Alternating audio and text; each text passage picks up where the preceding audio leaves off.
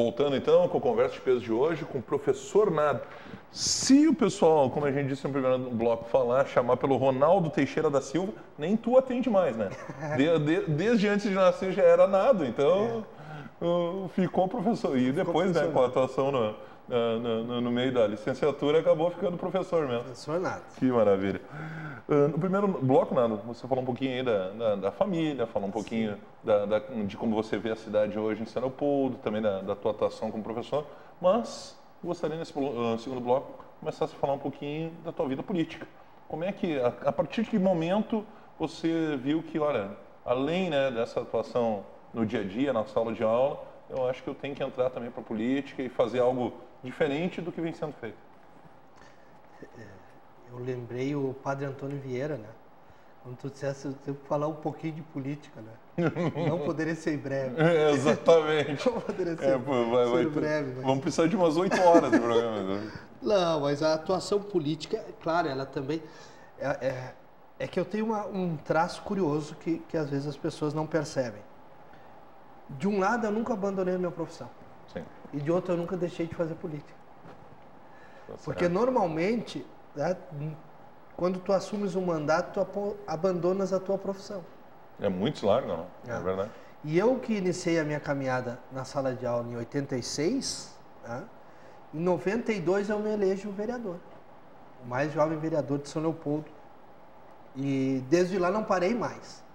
Então minha atuação profissional se mantém ao lado do fazer político, o que para mim é fundamental, porque encerrada a campanha, como ocorreu agora, gera-se sempre a seguinte expectativa: vai entrar no governo do fulano de tal, vai agora se empregar com o Beltrano, vai trabalhar. Mil especulações surgiram, que eu seria secretário em Campo Bom, que eu seria secretário ou aceitaria uma composição com o governo que me venceu. Sim, com o atual.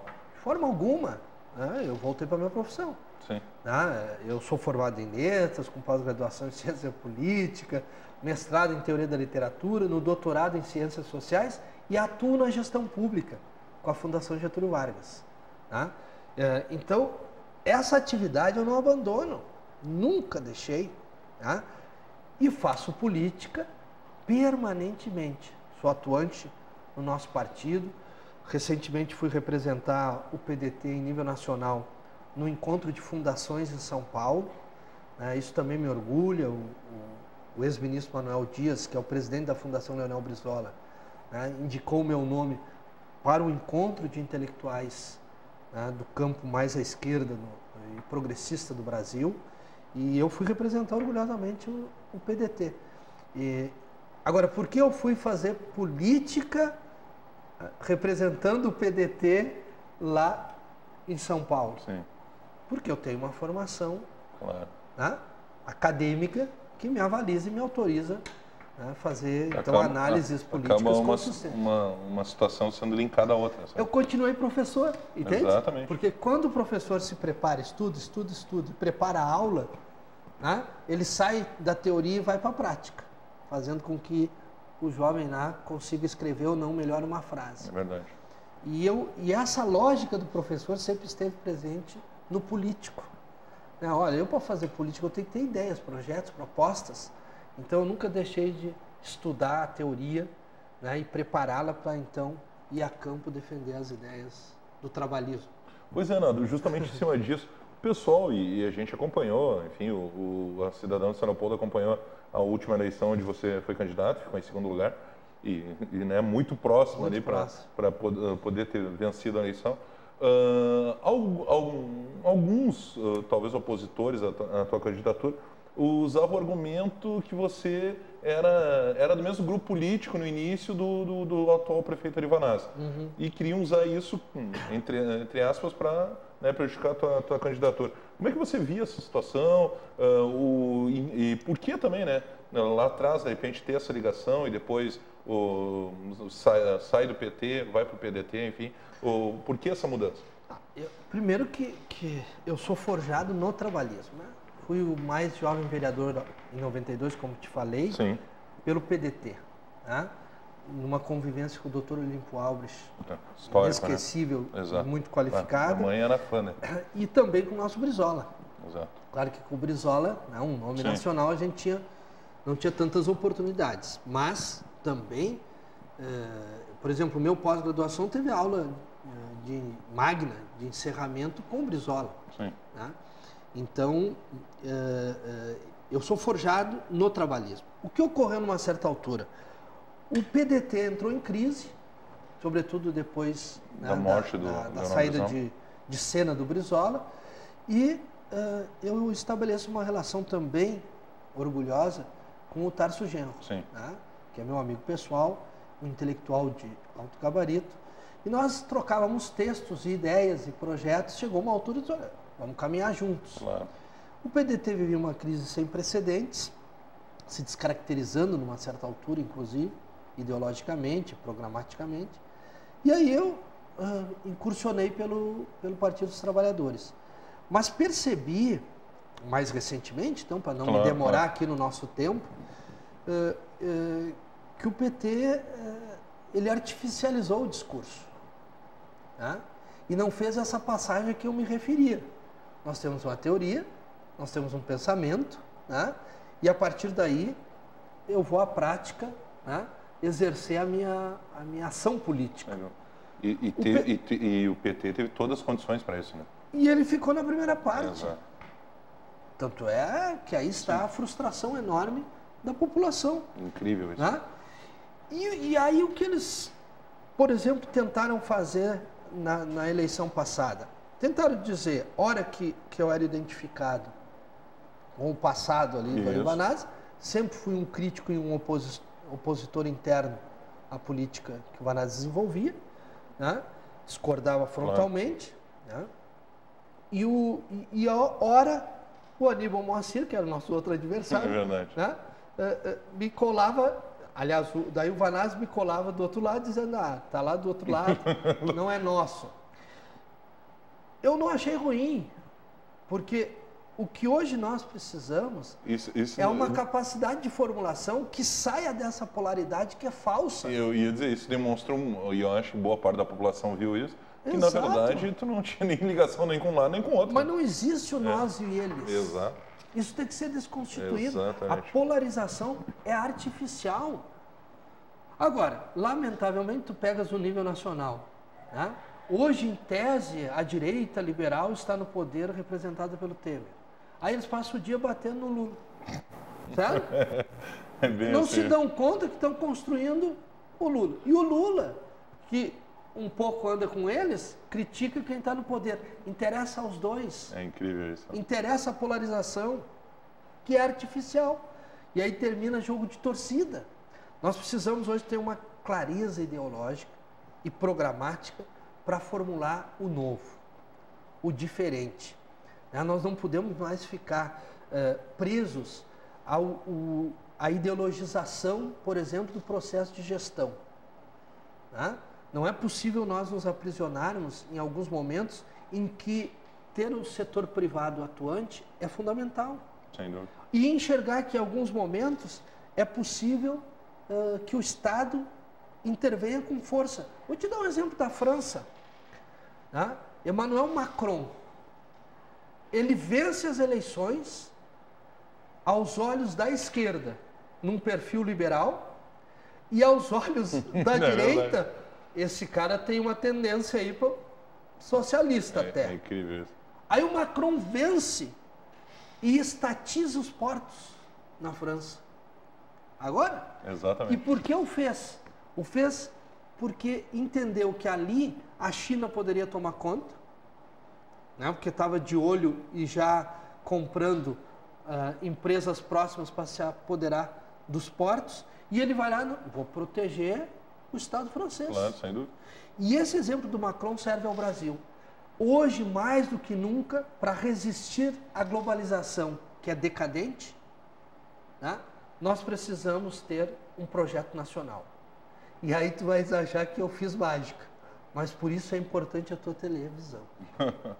Né? Cada vez mais a resistência do poder local é que pode opor a uma globalização imperial né, que simplesmente submete o país ou então submete uma Vem região. com uma caixa pronta e tu tem que seguir aquilo ali, né? Entendesse? Nós temos cultura aqui. É verdade. Nós temos trabalho aqui. Bem assim. Então vamos apresentar os nossos valores. Então o Macron é um exemplo disso, né? Eu acho que tem que ser observado atentamente. Ele foi ministro da Fazenda do Hollande, socialista. Exatamente. Certo? Exatamente. Então, onde é que ele está? Exatamente. Né? Ele é uma visão... Tem que saber trabalhar com esses dois lados, né? Tem que saber. Renato?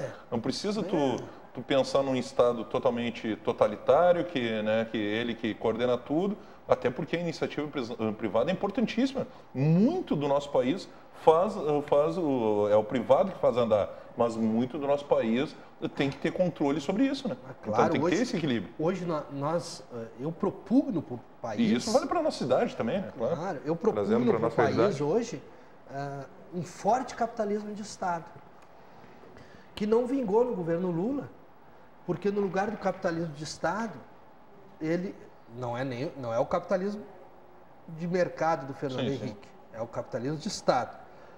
O Lula se propôs a isso, mas pecou aonde? Transformou o capitalismo de Estado em capitalismo de laços. Como assim capitalismo de laços? Né?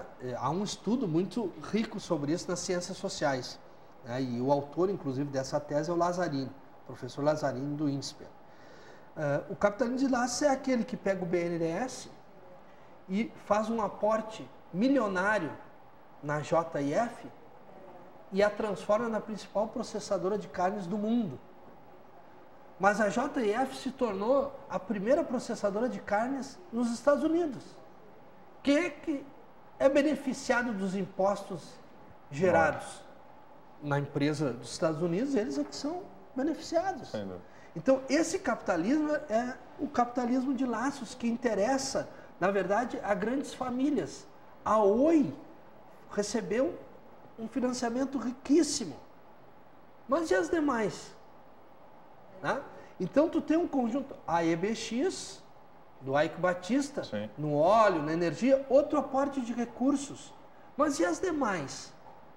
Né? A Brasil Food, que é a Sadia e a Perdigão, juntas, outro aporte de recursos. Mas e os demais que trabalham na área alimentícia?